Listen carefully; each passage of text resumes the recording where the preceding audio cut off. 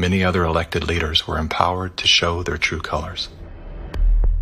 Interesting how they all marched in perfect lockstep while chanting the same slogans. This pandemic has provided an opportunity. Here we are now with an economy in crisis, but with an incredible opportunity. It's certainly a major crisis, but it also offers us a unique opportunity. Unprecedented opportunity to rethink and reset. The great opportunity for reset. Opportunity for us to reset. For a reset.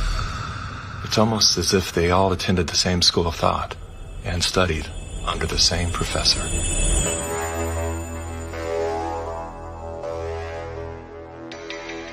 Some people would say this revolution is characterized by the fight of robots against human beings. And we will win this fight. Professor Klaus Schwab was born in 1938 in Ravensburg, Germany, where Nazi crimes against humanity were committed. His father, Eugene Wilhelm Schwab, was the managing director of Escher Weiss Ravensburg, a company that used slave labor to manufacture weapons of war for the Third Reich. While Klaus's father was at the helm, the Nazi Party awarded Escher Weiss Ravensburg the title of National Socialist Model Company. Years later, Klaus Schwab joined the board of directors at Escher Weiss Ravensburg, where he played a key role in the development of South Africa's nuclear weapons program during the darkest years of the racist apartheid regime. Today, Klaus Schwab is the founder and executive chairman of the World Economic Forum. If you'd like to meet the people who are supposed to repair the state of the world, or give a piece of your mind to the bankers who helped get us into this mess, we can tell you where to find a lot of them. The World Economic Forum. Founded in 1971, the World Economic Forum is an international private organization which receives billions of tax-free dollars from its members and their global enterprises. Every year, the WEF brings together its members with world leaders, big pharma executives, tech titans, Hollywood celebrities, media personalities, and internet influencers to meet in the secluded mountains of Davos, Switzerland. It is a tiny town folded into the Swiss Alps, a village where you could bump into Bill Clinton, Bill Gates, the head of Google, and the Queen of Jordan, all in one place. A lot of reporters cover the forum, but few get inside.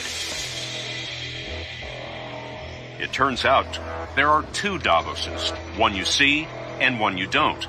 After hours, there are hundreds of private parties where deals are done. People who can't be seen together in public can meet here. Your Royal Highnesses, Excellencies, distinguished heads of state and government, the future is built by us, by a powerful community as you here in this room. Klaus Schwab, the founder of the WEF, is particularly upfront and even proud of his ability to shape and influence world politics.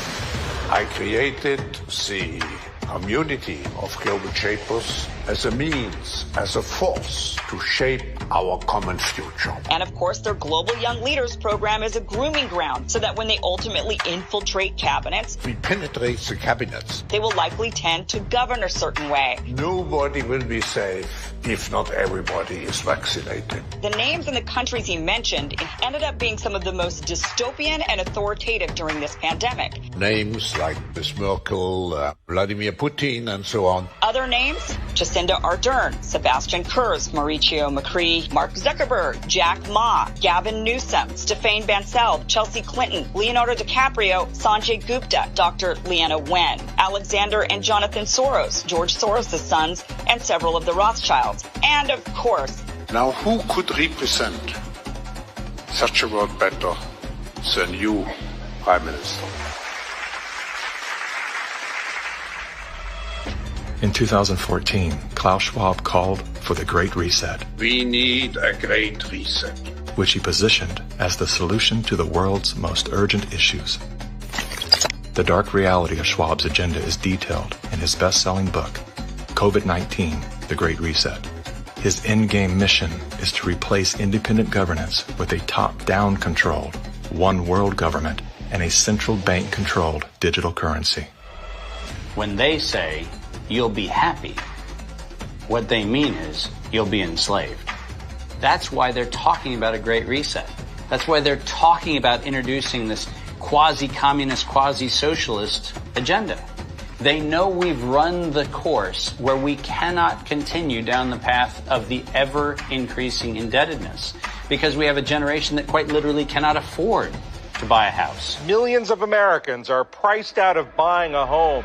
And so it's easy to tell that generation, we're going to forgive your college debt. Student debt relief. And set your expectations lower. You're going to rent forever. We're going to celebrate the tiny house movement. We're going to do all of these things which sound cool because they're shaping our narrative so that we become capable of expecting less.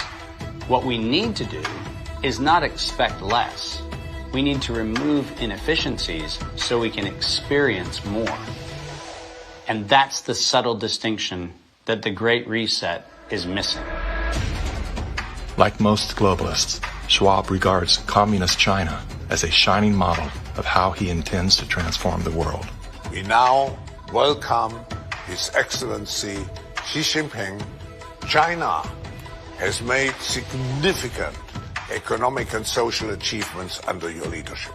Chinese influence on global affairs is growing. The founder of the World Economic Forum, Klaus Schwab, says that this is what motivated the group this year to invite President Xi Jinping to deliver the keynote address in Davos. Schwab said Xi's presence was a sign of the shift from a unipolar world dominated by the United States to a more multipolar system in which rising powers like China will have a step up and play a bigger role. I think it's a role model for many countries. But we have to go one step further. It's a systemic transformation of the world. Artificial intelligence, the metaverse, synthetic biology. Our life in 10 years from now will be completely different, and who masters those technologies will be the master of the world. Similar to his protege, Justin Trudeau, Klaus Schwab makes a fascinating case study. Yet he too is merely the master of his own world. Economic Forum. Science is replacing evolution by natural selection with evolution by intelligent design. Not the intelligent design of some god above the clouds, but our intelligent design and the intelligent design of our clouds. The IBM cloud, the Microsoft cloud, these are the new driving forces of evolution. Today, we have the technology to hack human beings on a massive scale. And by this I mean that if you have enough data and you have enough computing power, you can understand people better than they understand themselves. And then you can manipulate them in ways which were previously impossible. You know, the whole idea that humans have this soul or spirit and they have free will, that's over. Now, how exactly will the future masters of the planet look like? This will be decided by the people who own the data.